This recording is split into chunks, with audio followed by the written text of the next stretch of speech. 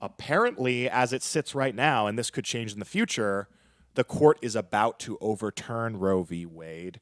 The decision basically showed that, I think it was the opinion of Justice Alito. That's right, yeah. That got leaked, and he said it's impossible to overstate. Oh, no, that's something else.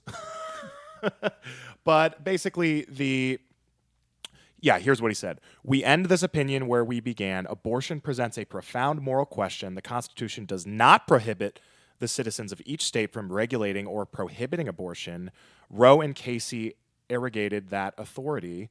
We now overrule those decisions and return that authority to the people and their elected representatives. So that's earth-shattering. Roe v. Wade has been the most controversial case to come out of the Supreme Court ever. I can't think of another one that's more controversial than that decision-wise. And it's the most divisive issue currently in politics. And so, yeah. Yeah, I think it's kind of cliche to say, like, oh, aside from politics, people always say that, like, aside from politics, blah, blah, blah. And it's, like, kind of cliche because you really can't put aside politics in something that's political as much as this is. Right. But I think even in addition to the politics of the situation, the decision from just a constitutional standpoint is really, really bad. There's no reason that the states shouldn't have the right to decide whether they want abortion in their state, or the elected officials should decide, and that's where the people's voice comes in. So, I mean, if you want to say that you're for abortion, you want to make that argument, that's a whole different thing that we'll certainly get into. But I think just on the basis of just the opinion, it's a very poor opinion that I don't think holds up to constitutional standards. Well, of course it doesn't. I mean, Roe v. Wade, basically the idea behind it was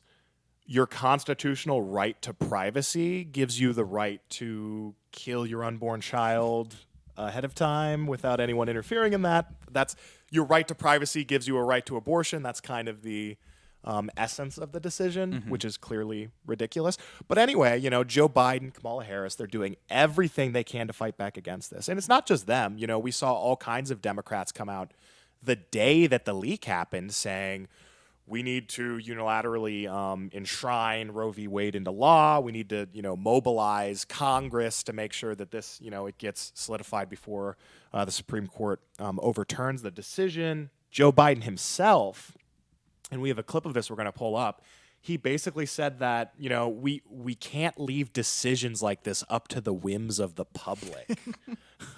All right, Maduro. Let's play that clip right now. There's so many fundamental rights that are affected by that, and I'm not prepared to leave that to the whims and of the public at the moment in local areas. That's incredible. Yeah, I don't understand how you can be an American president and feel that way. So the whole idea in this country is that, hey, the people get represented, we vote on things, but I guess Biden thinks, well, when it comes to baby killing, that we can't leave that up to people. We got to make that decision ourselves. But this is really what they think about things, and this kind of speaks to the Biden administration in general, is that, okay, we need to decide what information they're getting. We need to decide which policies are best. When it comes to COVID, we're the ones, lockdowns. Oh, you guys don't like lockdowns? Too bad. We know what's best for you. Same thing with Roe v. Wade and abortion. So, I mean, that one of the most shocking clips we've seen from the president. And, it's representative of people don't like this guy. He keeps saying these things and his poll numbers keep going down. And now the administration, now that Roe v. Wade is going to get overturned, they're going nuclear. Yeah, I don't understand how the same people who say that we should have lockdowns, who say that we should have to put a vaccine into our bodies, these same people are the ones who are saying, that we should be having abortion. People should be able to make this choice. They should be able to make a choice about their body.